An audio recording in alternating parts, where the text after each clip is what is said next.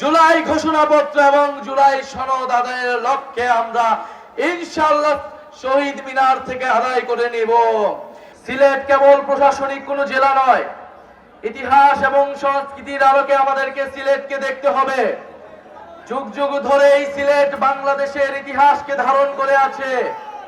British বিরোধী আন্দোলন থেকে স্বাধীনতা সংগ্রাম এবং আমাদের জুলাই গণ অভ্যুত্থান, সিলেট লড়াই করেছে বুক চিতিয়ে বাংলাদেশের স্বাধীনতার পক্ষে। এদেশের জনগণের মুক্তির লড়াইয়ে সিলেট ছিল অগ্রগামী। এই বাংলাদেশের পূর্বাঞ্চলে সিলেট ছিল অন্যতম কেন্দ্রভূমি। সিলেট অঞ্চলের গ্যাস, খনিজ, পাথর সব সম্পদ থেকে বারবার বঞ্চিত করা হয়েছে। প্রিয় সংগ্রামের সিলেটবাসী, আমরা আজকে আপনাদের কাছে এসেছি জুলাই গণ অভ্যুত্থানে আপনারা যেই সাহসিকতার সাথে লড়াই করেছেন, এই সিলেটের মাটিতে শাবিপ্রবির শিক্ষার্থী শহীদ রুদ্র সেন, শহীদ এটিএম সাংবাদিক তুরাব, তারা রক্ত দিয়েছে, জীবন দিয়েছে। 17 জনেরও অধিক শহীদ রয়েছে এই সিলেট অঞ্চলে, এই সিলেট জেলায়। আমরা সেই সকল শহীদের উত্তরসূরি, আমরা সেই সকল শহীদের রক্তের শপথ নিয়ে নতুন বাংলাদেশ গড়তে আজকে এই সিলেটে এসেছি। জুলাই ঘোষণাপত্র এবং জুলাই সনদ আদায়ের লক্ষ্যে আমরা ইনশাআল্লাহ শহীদ মিনার থেকে আদায় করে নিব।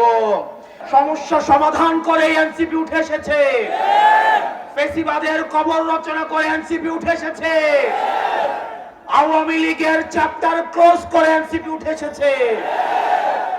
এনসিপির নেতৃত্বে ক্ষমতা জনতার হাতেই আমরা ফিরিয়ে দিব। প্রিয় সিলেটবাসী, আপনারা সবাই ঐক্যবদ্ধ থাকবেন। আমাদের সংকট শেষ হয়ে এখনো যায়নি, আমাদের সামনে লড়াই রয়েছে। ইতিমধ্যে আওয়ামী লীগের একটা পক্ষ, যারা আওয়ামী লীগ করেছে, আওয়ামী লীগের সুবিধা নিয়ে লেখক হয়েছে, আওয়ামী লীগের সুবিধা নিয়ে যারা অ্যাক্টিভিজম করেছে, আওয়ামী লীগের সুবিধা নিয়ে যারা মিডিয়া খুলেছে, তাদের প্রতি আমাদের সজাগ দৃষ্টি রাখতে হবে। আওয়ামী লীগ আবার বিভিন্ন রূপে, বিভিন্ন ভাবে আমাদের সমাজে তারা আর ফিরতে পারবে না, কিন্তু বিশৃঙ্খলা করার চেষ্টা করবে। তাদেরকে আমাদের ঐক্যবদ্ধভাবে প্রতিরোধ করতে হবে।